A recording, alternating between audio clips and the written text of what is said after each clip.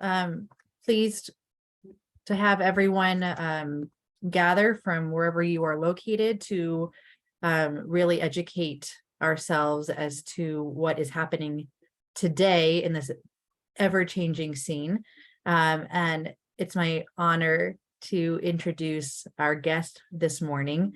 David Siegel is, of course, a friend of Sinai Temples and of Sinai Kibbutz Academy, and he is the president of Friends of Elnet, the European Leadership Network.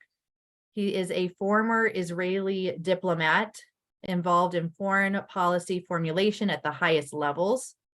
David served as the chief of staff to Israel's deputy minister of foreign affairs, director of the Foreign Ministry's International Organizations Department, and chief of staff to 3 of Israel's ambassadors to the U.S. in Washington, D.C. He was Israel's consul general to the Southwest U.S., based in Los Angeles from 2011 to 2017. And as I said, a friend of Sinai Temples. His children went to Sinai Kibbutz Academy. We miss you, David, and we feel so blessed to have the opportunity to hear from you this morning. Thank you for being with us. Thank you, Rabbi. Before I start, and of course, I thank you and Sinai Temple and the Israel Center and the great community in LA for all your support and everything you're doing. And this is a great opportunity to have an exchange and to update you about what we're seeing. And, as we're briefing, the rocket alerts are all over the South. It's not nowhere near done. And I think, every one of these incidents is a person, is a family. And it's very, very significant. But I'd like to just very quickly begin to remind everyone that 11 days ago was Simchat Torah. It was Saturday morning. And what happened in Israel, as Micha Goodman calls it, was a 12-hour black hole. It was 12 hours in which there was no state of Israel. Terrorists blew through the border and massacred civilians. A pogrom would probably be an understatement. We've never seen anything like this before. Some of you have seen the videos on social media, and I really hope that we don't see too many of them, but I can tell you that that's only the PG version of what is in the hands of the Israeli government, what was shared with world leaders, with President Biden, with Secretary of State Blinken, and with European leaders, because they had GoPro cameras, as you know, on their foreheads, and they documented and broadcasted much of what they did. And this goes well beyond ISIS and well beyond other incidents in our history, because even the Nazis tried to hide what they were doing.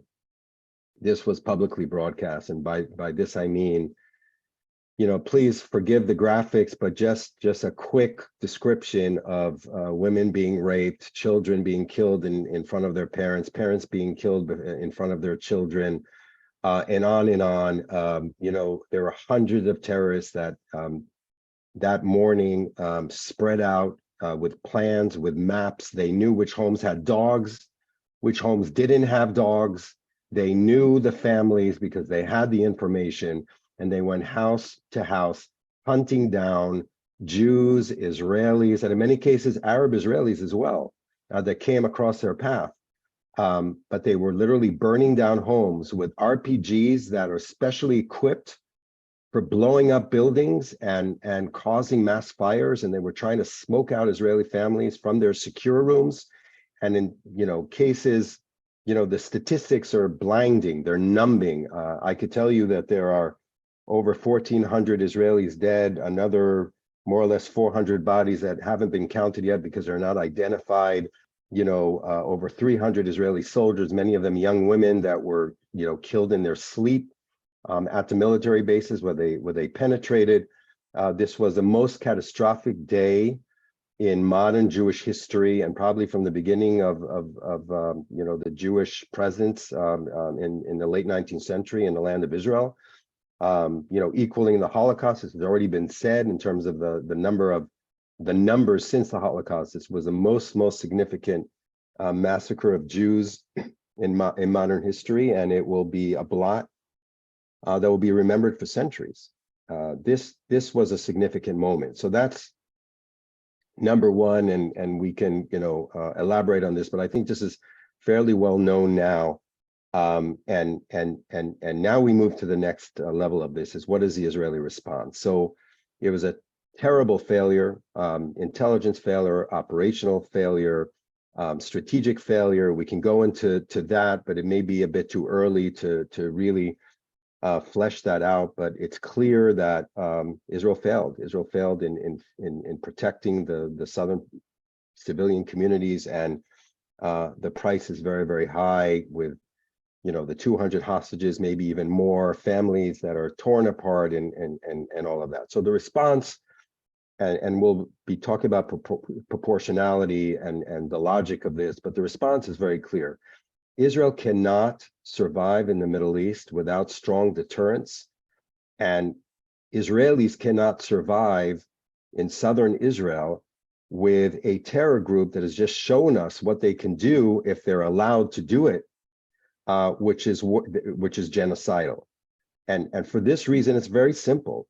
Hamas needs to be dismantled. Whatever the formulation will be exactly on the part of the Israeli government and the military leadership, it is clear that the situation will never be the same. Israel won't be the same. Israelis won't be the same. The Middle East won't be the same after October 7th. So Gaza will have to change. The security regime there will need to be changed. And we're experiencing, tremendous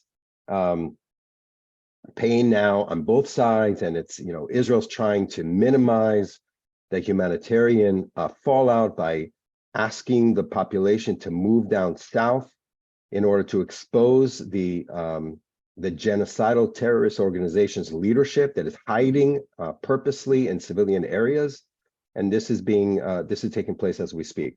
But Gaza is only one part of the picture, unfortunately. If you look at the north, you will see almost moment by moment, every few minutes, there's another missile attack from Hezbollah or from what we call Hamas North, under Hezbollah, beyond the border, a whole motley crew of terror organizations, but with the wink and the nod and the knowledge and the full control of Hezbollah.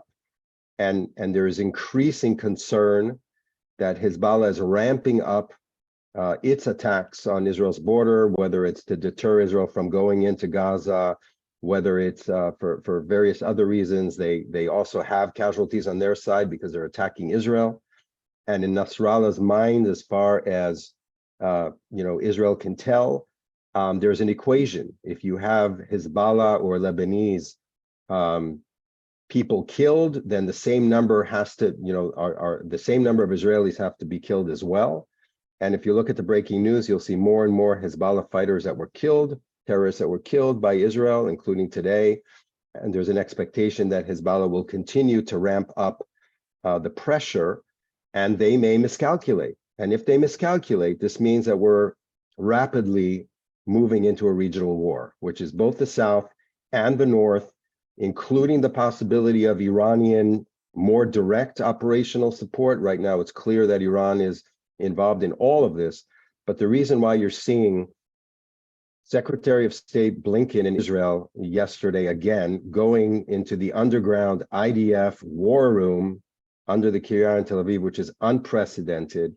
The reason why you're seeing American battleship groups race to the region, and not just American, and including special forces, but also British and other things that the Europeans are doing that I'll talk about in a minute.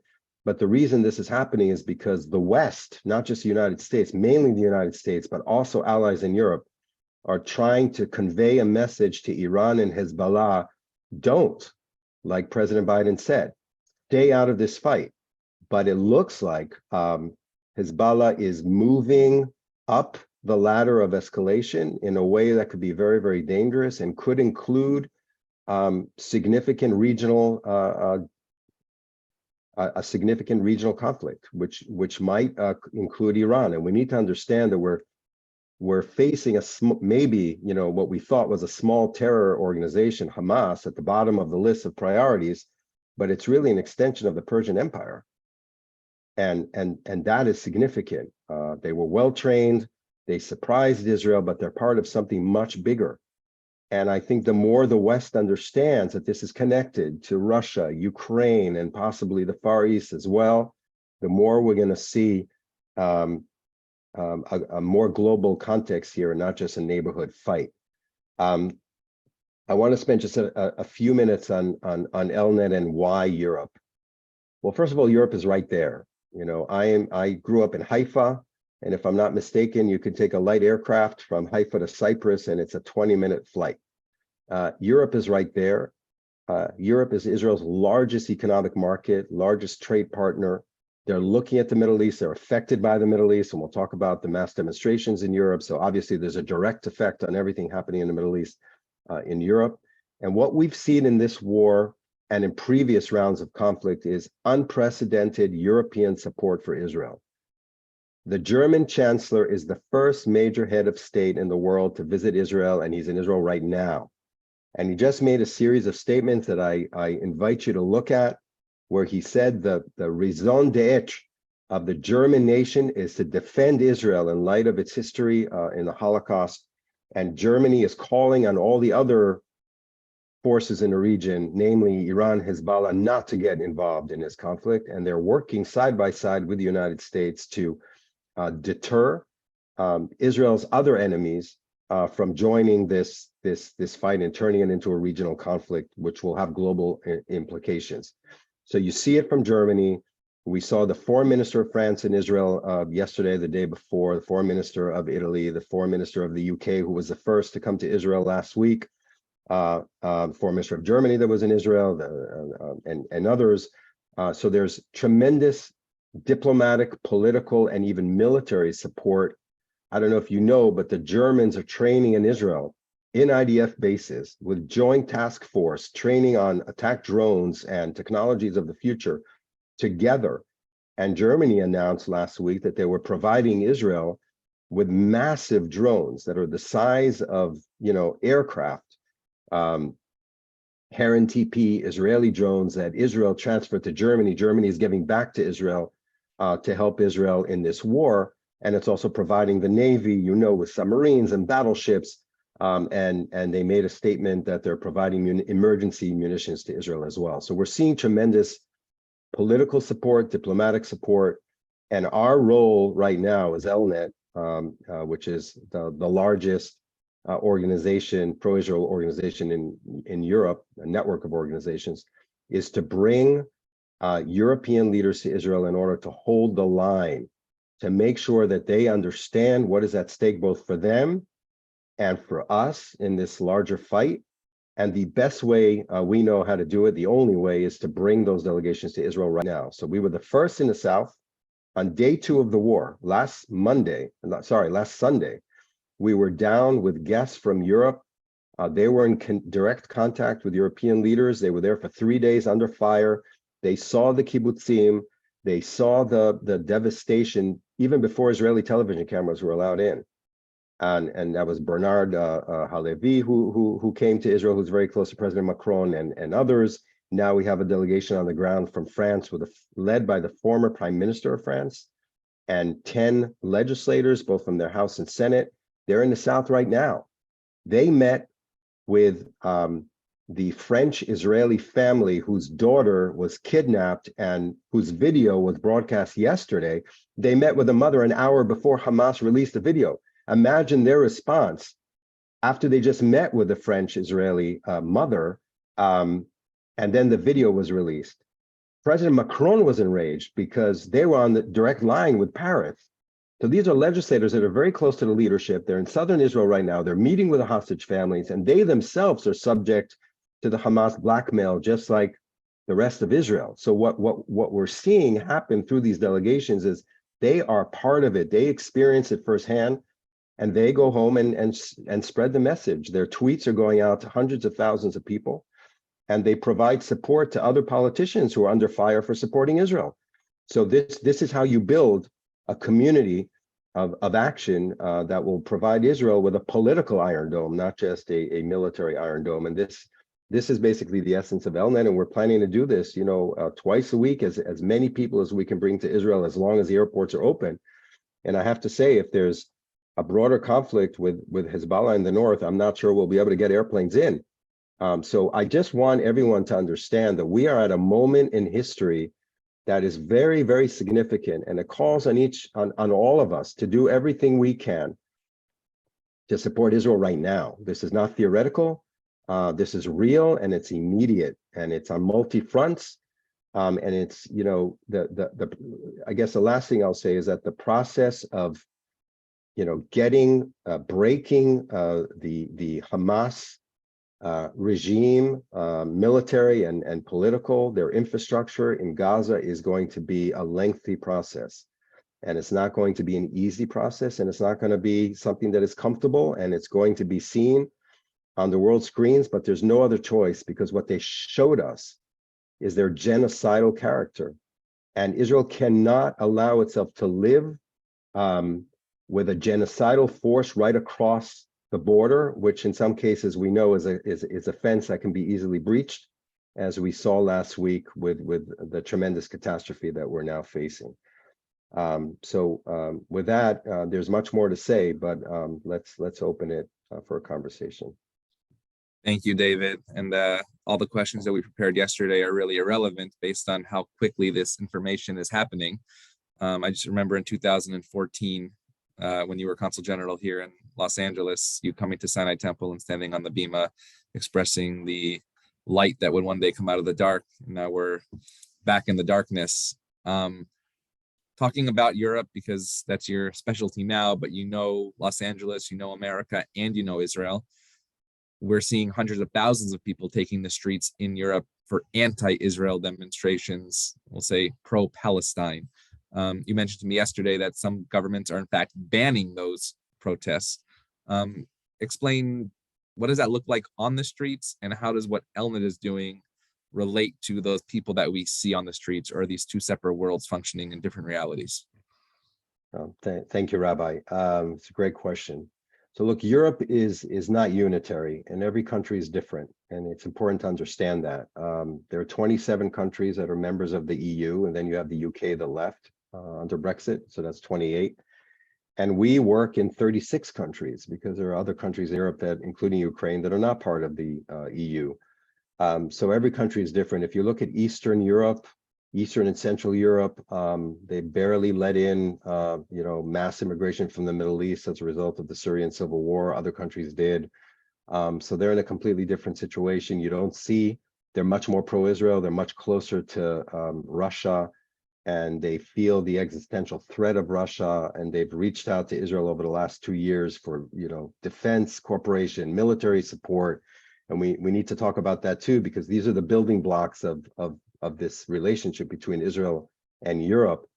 Think about the Arrow 3, which is Israeli missile defense protecting the German nation today. And that's just the beginning, because the Arrow 3 can protect all of Europe. It's about which countries join and which configuration you need to add to the system. But all of Central and Eastern Europe today feels very close to Israel. Their leaders are coming to Israel. I didn't even mention, there are 3 Baltic leaders that came to Israel this week as well. And you just see those smaller countries. They may be small one by one, but when you put them together, they're a third of Europe. Central and Eastern Europe is over 10 countries. Romania, a great friend to Israel. Poland just had a government change, and we're going to see, very exciting things coming out of Poland in the future. The Baltic countries, Norway, Finland just purchased Israel's David Sling. This is an enormous relationship, and that's that part of Europe. And when we get to the more established, countries that we all think about, Germany, France, UK, even there are big differences. Hamas is illegal in most of those countries. So if you demonstrate on behalf or in support of Hamas, you could be arrested. In the UK, in France, and France banned anti-Israel demonstrations, not for the first time. They did it in 21 as well. And we saw big differences in the way the governments dealt with it then compared to conflicts, 10 years ago, where you had these demonstrations and they turned into anti-Jewish demonstrations as well. And you had a lot of anti-Semitism and attacking Jewish properties. So the governments today are much more proactive in trying to stop it. Now, it doesn't mean that they'll always be successful. In France, they banned the demonstrations, and there was still a large demonstration. They just violated the prohibition and went out and demonstrated. And now the French government is threatening to arrest people that participate in pro-Hamas or anti-Israel demonstrations in France. In the UK, there was a massive demonstration this weekend. I'm sure we all saw it. It was terrible. It was scary. It was over 50,000 people. Look, these organizations are very, very organized. They've been organized for years, and this is their moment. This is their moment to come out and demonstrate their power. And, you know, this is very scary, but I think the good news is that the governments in Europe are with us. In Germany, the government is banning, you know, the same thing. There's a ban on Hamas. There's a ban on anti-Israel demonstrations. You know, the campuses also reflect this. It depends on the country you're in. There are countries where they're very quiet, and there are countries where it's very challenging, not unlike here in the United States, where it's not very comfortable right now. My own daughter, who is a graduate of Sinai, is one of the pro-Israel leaders on campus at Columbia in New York. And there's some terrible things going on there, including violence against Israeli and Jewish students that they have to deal with. So, and you see it, you know, all across the country. We're following that here as well. But I think by and large, European leaders get it. If you take a step back and you look at Europe, 32 countries have adopted IRA, which is the internationally accepted definition of anti-Semitism and anti-Zionism. 32. The EU passed a continent-wide strategy to fight anti-Semitism well before the White House did this year, and it's been years already. And they require each European country to present Brussels, the EU, with their national plans to fight anti-Semitism. And Elnet has been involved in advising, consulting, supporting, encouraging those plans, even in countries like Poland, because the governments are coming to us as the credible sort of presence that represents both the Jewish communities and Israel. And 17 countries out of the 27 have already filed their national programs to combat anti-Semitism. In some countries, it's criminalized. In other countries, there's still a way to go in terms of enforcement.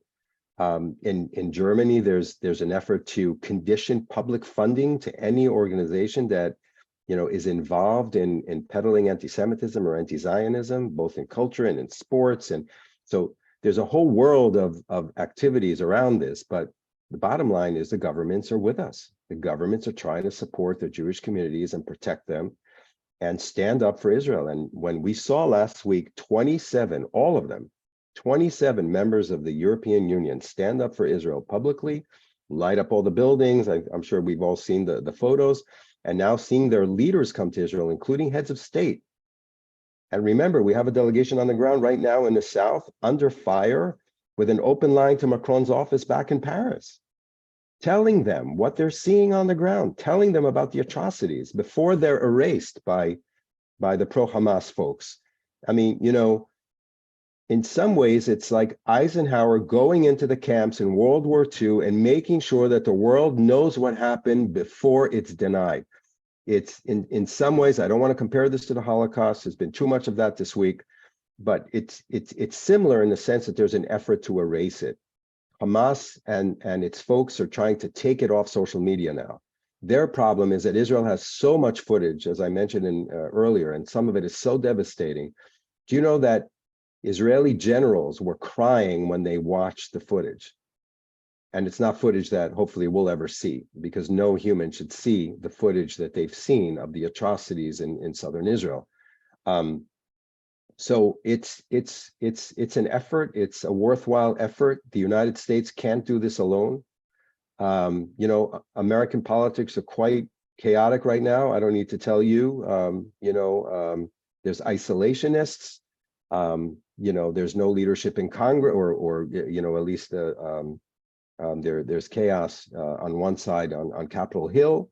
There's an effort to pass emergency bills to support Israel, Ukraine, and Taiwan all at the same time. And it sort of makes you think about, now, wait a minute. So there's the West, and then there's the anti-West, and Israel's part of the West.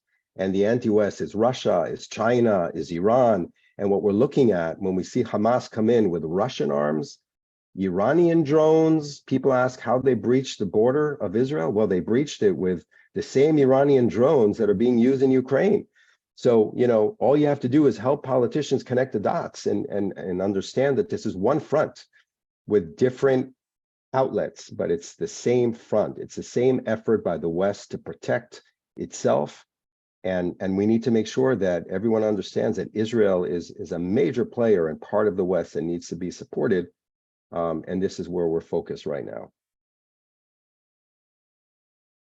I think it's a perfect segue to the conversation about Israel being held to a different standard than any other country in the world. Any other country in the world who has faced or would face this kind of terrorism or atrocity. It is hard to imagine what is happening to Israel, what happened to any other country, and that the narrative shifts so quickly. October 7th, we may have been receiving messages of support.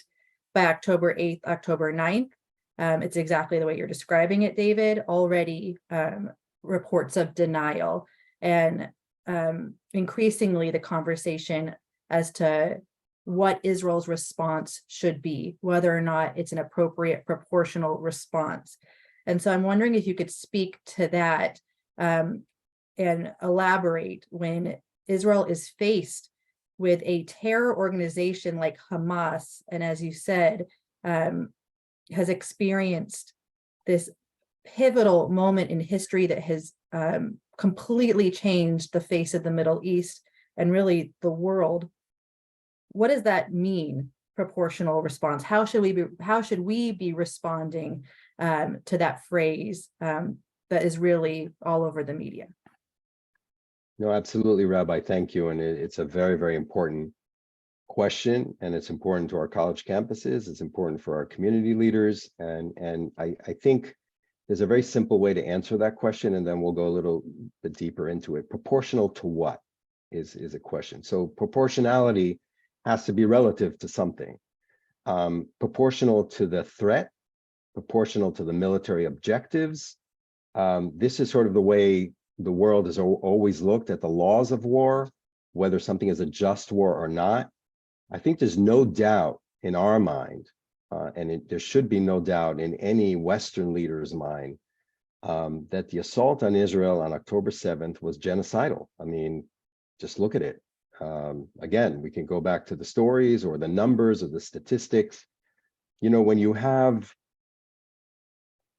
1,400 Israelis confirmed dead, plus another 400 bodies. I mean, we're getting close to 2,000 Israelis at some point as a result of those hours of chaos when Israel was attacked in such a genocidal way. And I really think we need to use that word because that's what it was.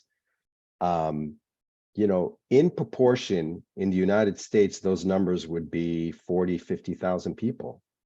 We talk about 9/11 with, over 3,000 Americans.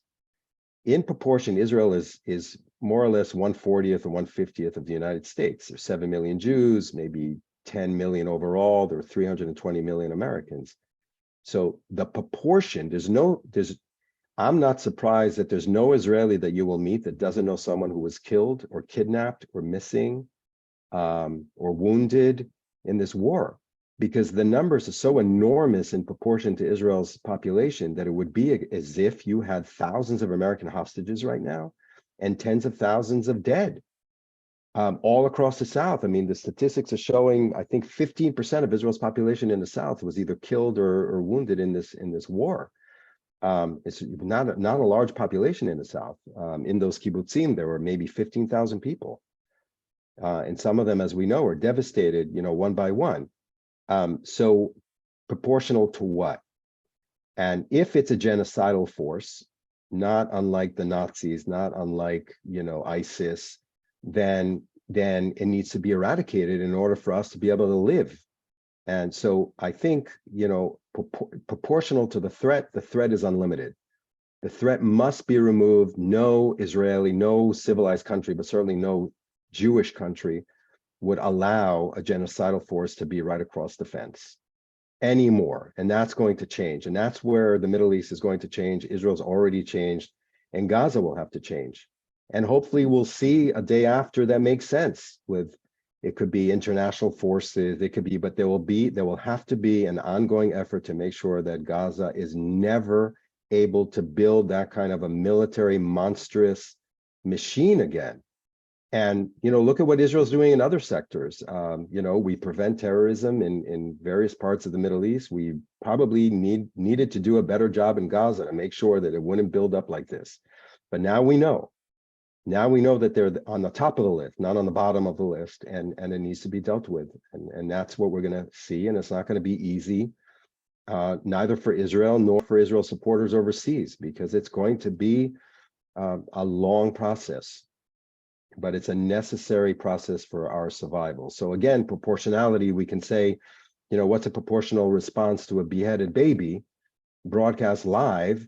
Or you can say, well, what's a proportional response to this kind of a threat? And we've seen precedents. We saw how the United States dealt with Japan. We saw how the United States dealt with, or the West dealt with, or the Allies dealt with Germany at the time. Doesn't mean that we're going to do that, but it does mean that we need to do something very significant to change the situation. And ultimately, for both Palestinians and Israelis and the future of the Middle East, this is necessary.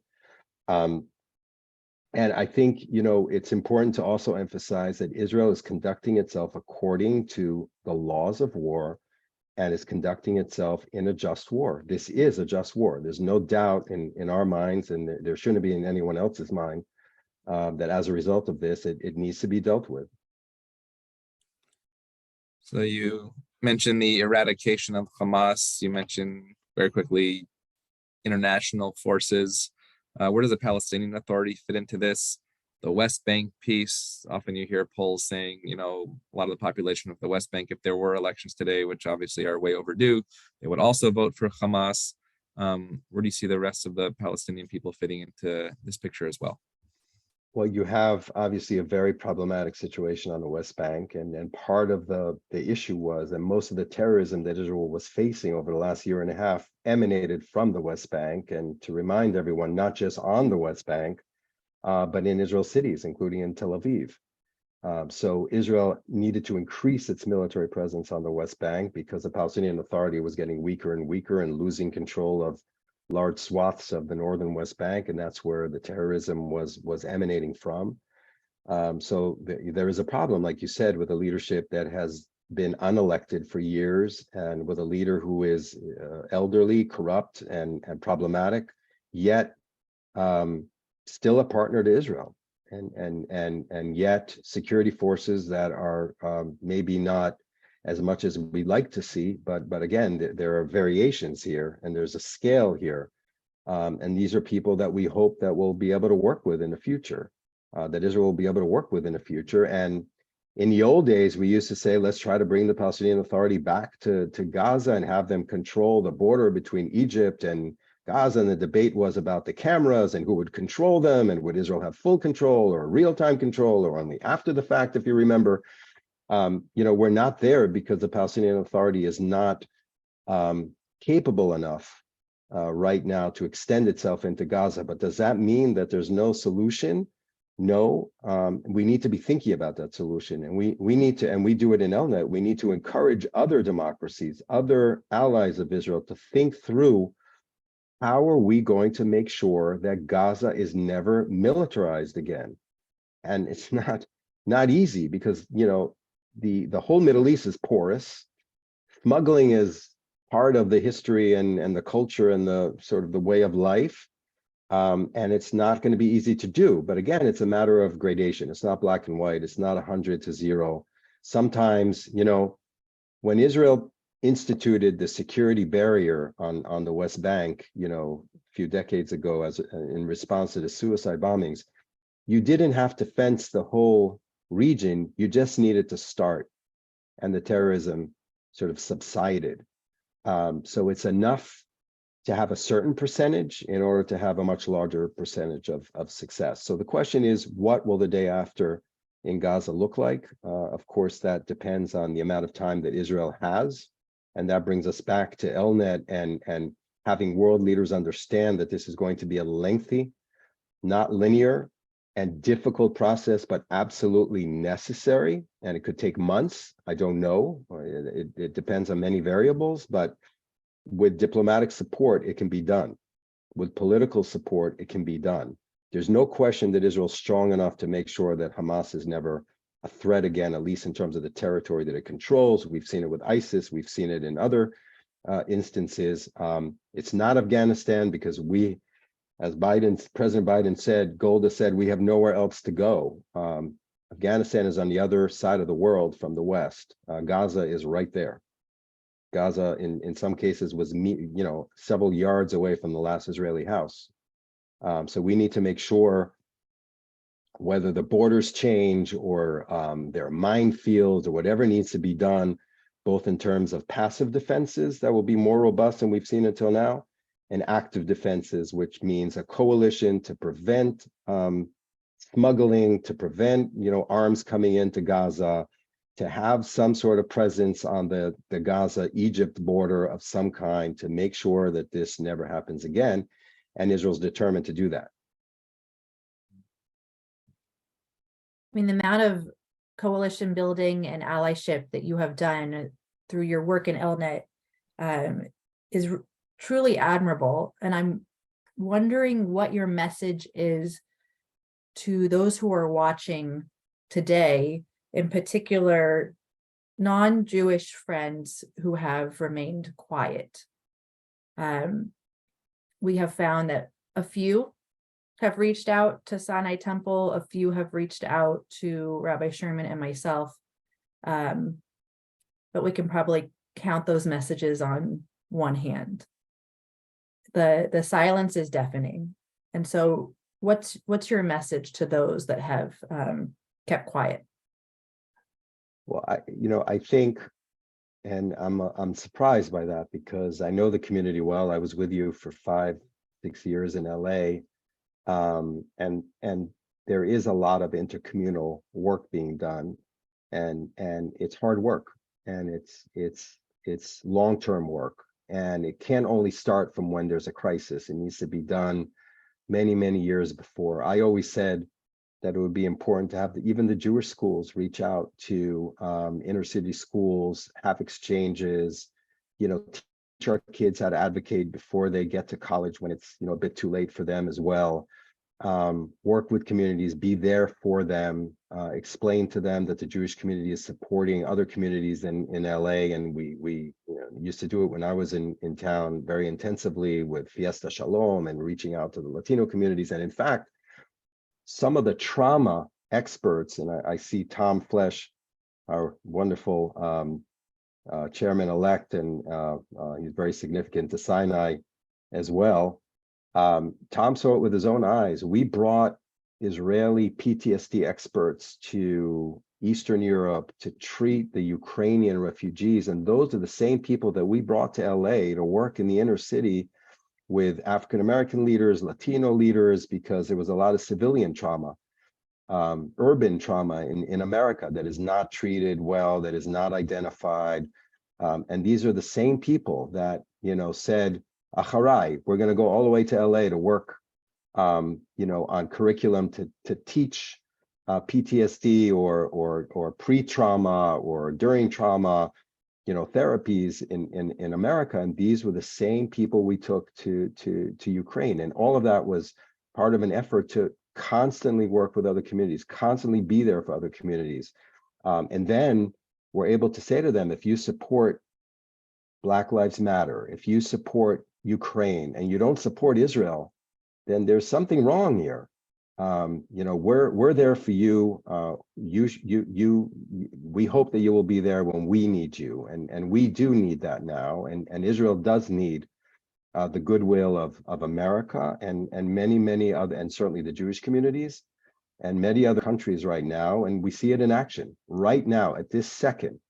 The German chancellor is in Israel, making statements that are super significant, warning Iran and Hezbollah not to get involved, expressing the absolute determination of Germany after the Holocaust to do everything they can to protect Jews in Israel.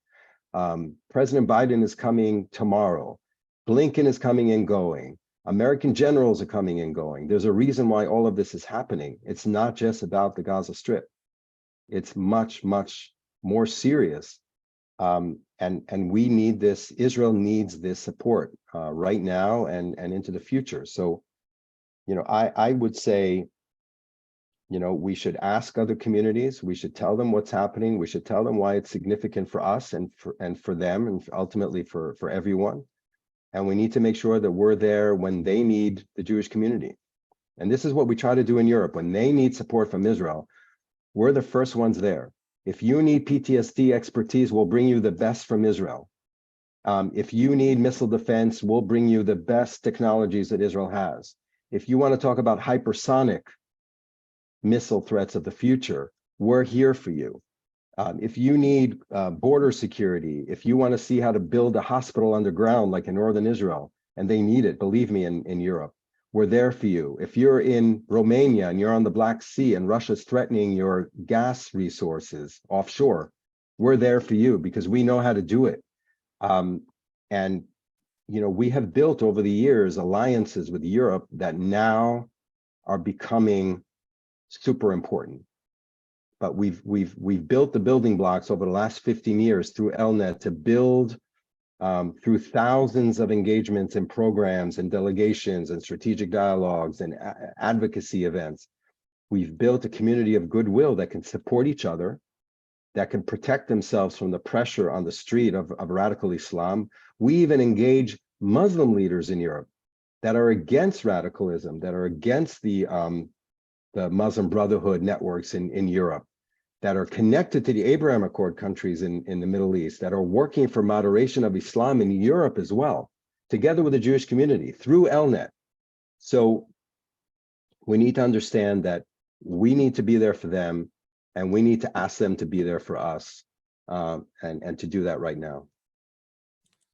So we're going to take one or two questions from the chat, and then after that, we're going to have Tom Flesch, who is Sinai Temple past president, one of the creators of our Sinai Temple Israel Center, and chairman-elect, I believe, of the board of Friends of Elnet, to talk about how we can be involved as a community here, as Jews in America in Los Angeles, as part of Elnet as well. So from the chat, if you have other questions in the chat, great. Some people are writing in.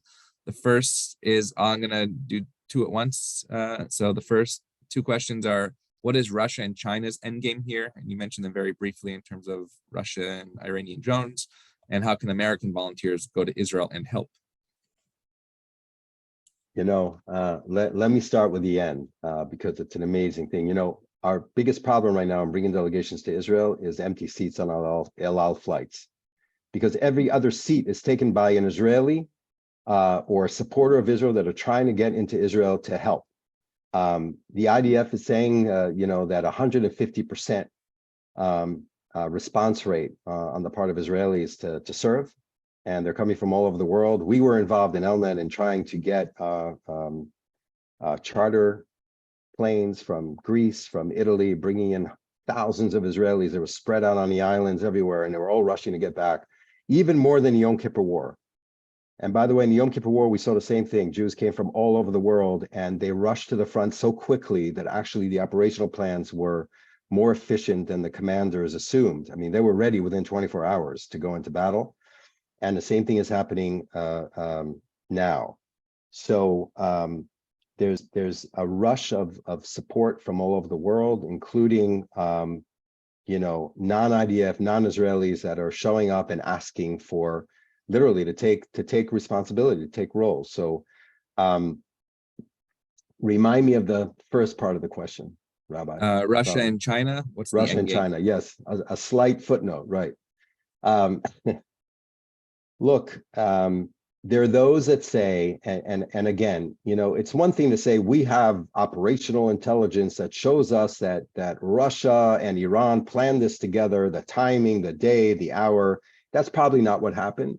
And part of the reason why Israel was surprised was because Hamas went non-digital. They didn't share this with anyone. It could be that they surprised Iran and everyone else in the timing of this. They certainly surprised Israel. We know that. But we also know that strategically, and strategically is reality too. Strategically, this is a great distraction. This is a distraction from Ukraine. This is playing into the hands of Russia. Look at the American press, look at the New York Times. Look, how many stories can you count about Gaza right now versus Ukraine? There's winter coming in Ukraine. This is a critical time to support their defensive effort against the Russian invasion.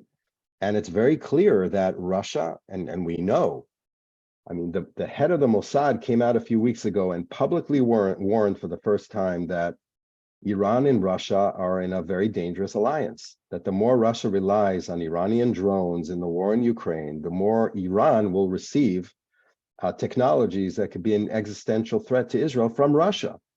So Russia and Iran are operationally an axis now. China, just look at their statements. It's just unbelievable. They're neutral minus. They're not being helpful here. And the reason is strategically that Russia, China, and Iran in various ways are working together. So I think the context, the global context is very, very, is very significant as well.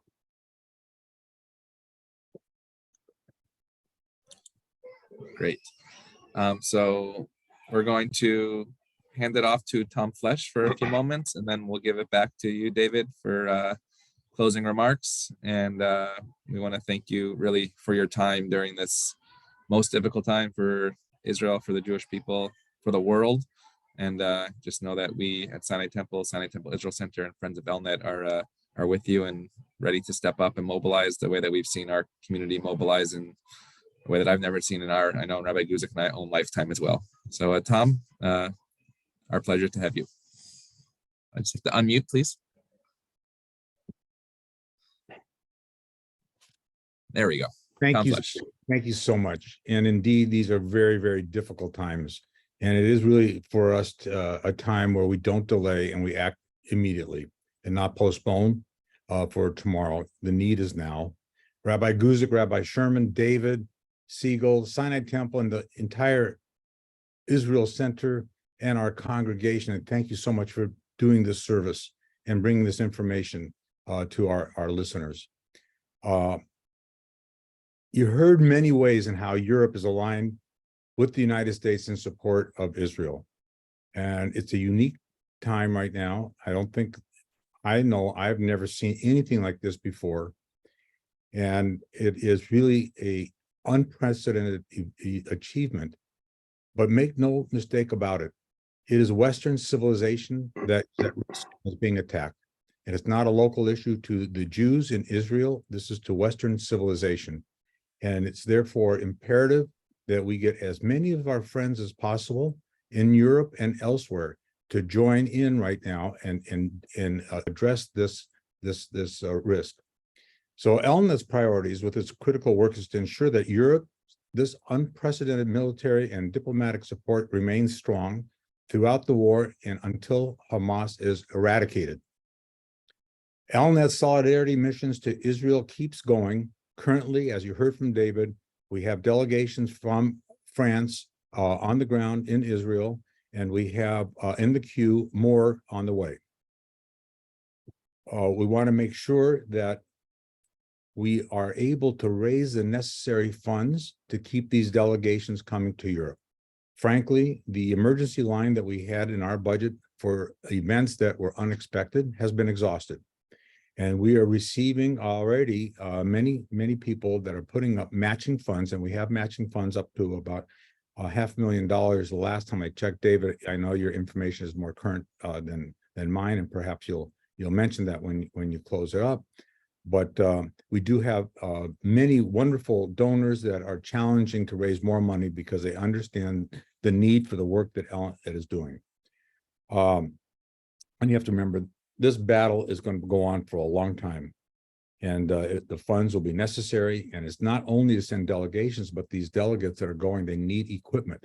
They need their bulletproof vests. They need things that we've heard that the IDF doesn't need, but we don't have enough. We have to purchase this equipment for these delegations that are coming. And Elnet has taken on that responsibility to pay for these things. Um,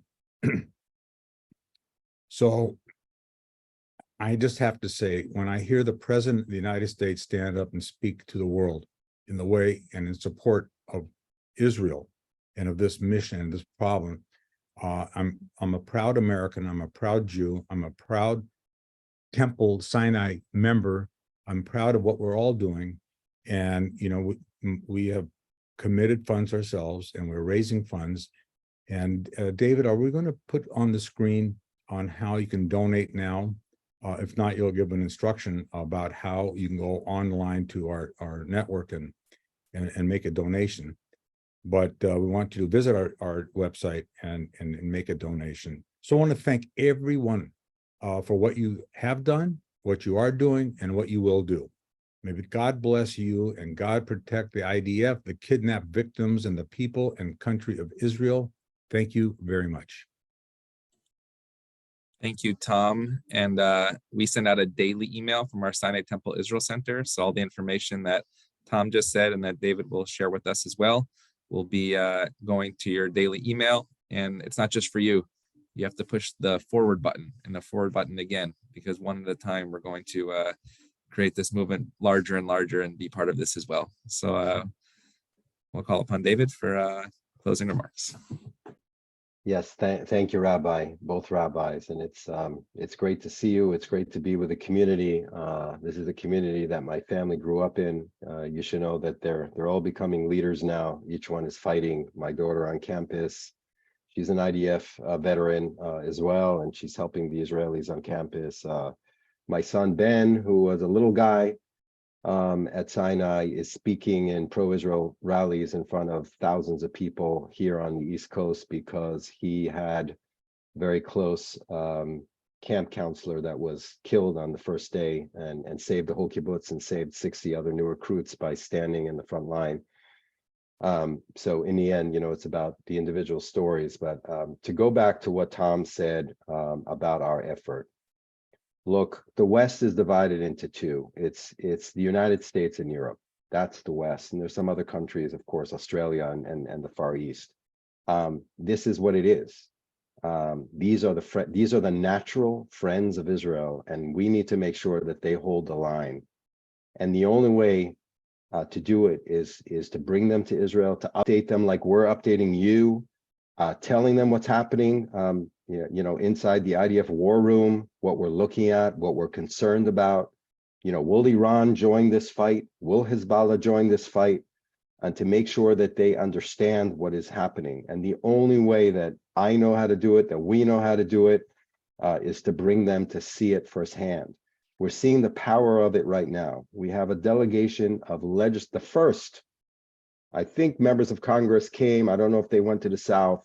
But this is the first parliamentary delegation in Israel since the war broke out, and they are constantly in touch with their government, and they're constantly in touch with other elected officials in Europe. This is the way to do it. Now, our budget is small. This is not AIPAC. This is not, our budget today is under $10 million. And we don't have a pro-Israel community in Europe like there is in the United States. And we're not just dealing with Washington, we're dealing with 36 governments, not one. And one is hard enough, as you know. So this is a network that is strategic. And you'll see a lot of humanitarian money going to Israel, and that's very, very important. I don't want to belittle it. But advocacy, providing Israel with a diplomatic iron dome to help the IDF protect our families and protect our homes and protect our country in Israel is what Elnet is all about. So we don't ask for a lot. You should know that every legislator we bring to Israel is $5,000 to $6,000, depending on the price now, since everything is up, of course, in Israel. We have 5 missions coming to Israel. One is on the ground, as I mentioned, and the next one is coming next week already. Next Sunday, we already have the next delegation coming in, as long as the airport remains open. And these 5 delegations, if you multiply that by 50 legislators times 5,000 or 6,000, we're talking about $300,000 that we need to raise in this emergency campaign to bring the Europeans into Israel. Now I just heard that the UK Prime Minister is coming to Israel. Do you understand? They are coming just like Biden is coming because we are all partners in this. But in order to support them, in order to encourage them, in order to educate them, we need to have an Elnet in Europe. And this is why there's so much urgency. And this is an emergency campaign that we'll share with the rabbis, of course, and you'll see on your email. So I want to thank all of you for being with us in this great effort to protect our people and protect the state of Israel. David, thank you. Tom, thank you. I just want everyone to be aware of the website if you'd like to donate now. www.elnetwork, that's ELNETWORK.EU/donate. We are going to make sure, as David mentioned, that website is on our email that we'll send out today. And again, probably tomorrow or the following day, we want to make sure that Elnet is well known in this community and beyond. And again, just to let Sinai Temple know, throughout the coming weeks, we will be having briefings like this one in order to keep our community educated, keep our community connected, and as David said, to continue the work of advocacy, which is so incredibly vital to this moment. With that, David, do you have something else you wanted to say? Yeah, I just want to add that, Elnet was created in LA. So this is a homegrown organization. Tom Flesch, is a leader. He's our incoming chair. Larry Hochberg is a member of Sinai. He is the co-founder of Elnet. Sia Kordestani is a member of the community, and he is our person on the ground in LA. He's our West Coast director, and he's able to engage anyone who wants to hear more about what we do. So we're all here for you, and we're on the ground with you in Los Angeles as well. Thank you so much. And with that, we are going to conclude our program. Am Yisrael Chai. May Israel live forever and ever. Thank you, everyone. Thank you.